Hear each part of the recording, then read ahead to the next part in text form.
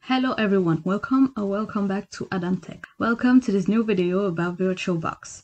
Today, I'm going to talk about Ubuntu, which will be the ASO of the virtual machine that we will use on VirtualBox. To do this, we will discuss three kinds of definition. We will see in the first step what is Ubuntu. Then, I will define what is the operating system. And finally, we will define what is the ISO of Ubuntu. Ubuntu is a Linux operating system based on Debian. It is developed, marketed, and maintained for personal computers, servers, connected objects by the company Canonical, which means it is an operating system for personal computers. Then, I will define what is an operating system.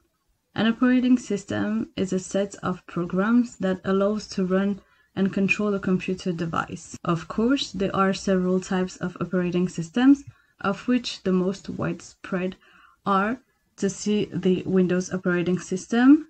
We have the PCs of kind Lenovo, HP, or others. We have the Mac OS operating system for the Apple computers, and we also have the Linux operating system for the PCs and the servers. Then for cell phones, for smartphones like Samsung One Plus, Xiaomi, we have the Android operating system. And finally, we have iOS, which is the operating system that Apple uses for its cell phones. And then I'm going to define for you what is iOS file is.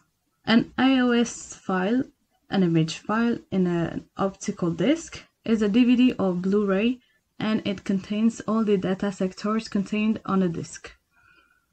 Its content is strictly identical to the one present on the basic hard disk. That is to say, an iOS file in a hard disk has the same properties and the same functions as a basic hard disk. This is the end of the video. I hope you enjoyed it, and I will see you next time for the next video about VirtualBox.